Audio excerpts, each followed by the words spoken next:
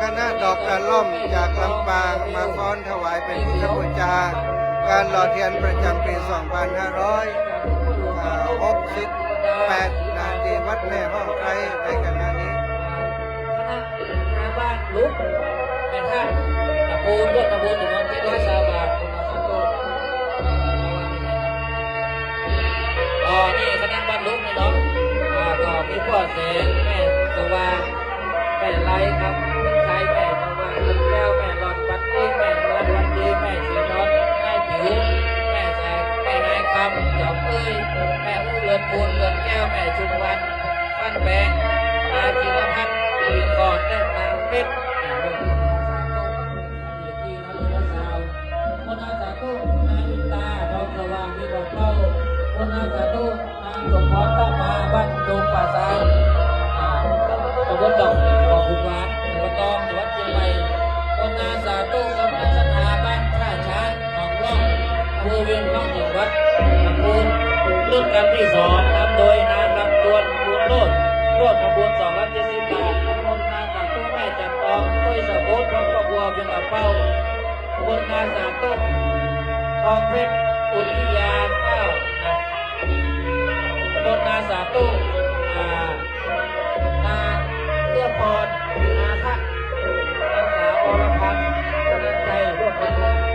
คนอาสาตู้แม่นพรกันตะวงสุขหวังการสุพันธ์นัทพานุวัฒน์เกียรติศรีนางนันทิลาสุภาสีนางสาวสริการบุญร่มนางบุญฉายเกิดโตนางพินันเกิดโตร่วมทำบุญกันโดยคนอาสาตู้อนุโมทนาสาธุแม่ยอดจัดแปลงของครอบครัวอนุโมทนาสาธุแม่กรณีจัดสร้างของครอบครัวเป็นกระเป๋าอนุโมทนาสาธุนายสมศักดิ์วังเมานางจันทร์วังเมาเป็นกระเป๋าของครอบครัวอนุโมทนาสาธุแม่บุญวันนี้วันสุดท้ายแม่ตัวเล็กผู้หาดื้อคนนายสาธุนางละมุน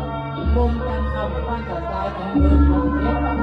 คนนายสาธุแม่สุภาพพงศ์ทิพย์การสันทรายร่วมขบวนคนนายสาธุก็เลือดแม่เป็นเอชาบ้านสันทรายคนนายสาธุนายสมานนางเป็นทิพย์สิงห์ครับ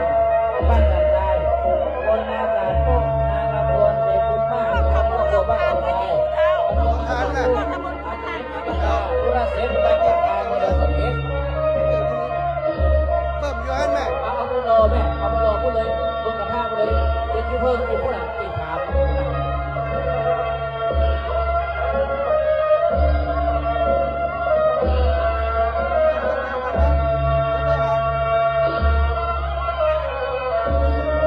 อนุโมทนาจากตู้นายเกณฑ์นายสีเพชรชุบชุบขันกอง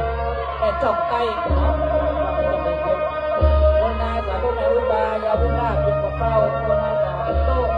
แม่คำลีวัดน้ำมาคนนายสาธุคณะแม่จบใต้มีนายเกณฑ์ชุบกันนายสีเพชรชุบกันนะ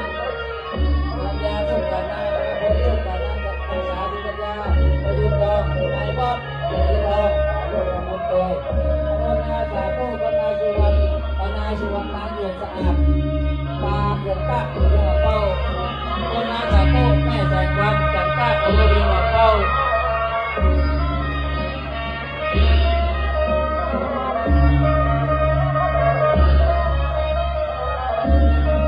อนุโมทนาสาธุพ่อหลวงวิชัยเพื่อน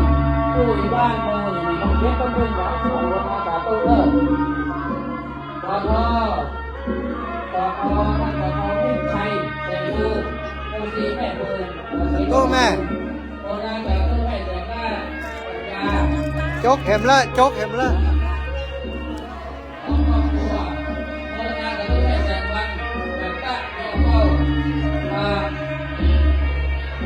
ข้อหาตัวลุงแดงนะข้อหาตัวลุงแดงให้คนฝาก ตู้ลงแดงเพื่อนไหนแม่เพื่อนไหน คนแรกโอ้คนไหนครับ ทุกอย่างจะเดินทางอย่างนี้แต่ โอ้ น้ำมันเดี๋ยวดีแล้วไหมเนาะ ตอนนี้ตำรวจแทงขอเราแอบหน้าที่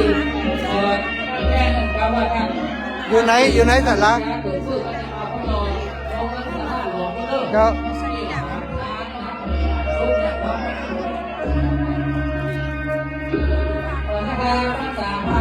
อันเลยน่ะ เมื่อกี้ได้ยินว่าพระอาจารย์สาธิตมันมากะ มาถ้ายันนั่งบนไหม ก็นำสอนเอา แต่ก็ ไว้พูดนะเอาไว้ไหน เป็นความหยังอ๋อ กินกาแฟ หน้ากุฏิเขาบุ่นน่ะ ฮะ ขึ้นโอ้สุดบุ่นเลยแต่รูปป่ะแต่สุดกุฏหน้าน่ะที่มีโต๊ะอยู่เนี่ย เออ จะรูปป่ะ เดี๋ยวนี่จบแล้วจะเริ่มพิธีแล้ว ครับ ได้บูชาตัวเพื่อนเราหล่อบน สาธิตน่ะเราผ่านการเห็นมาแล้ว เดี๋ยวตอนเปิดลำเริ่มไม่ทีก็ไปหาเปิดในเนาะ อันนี้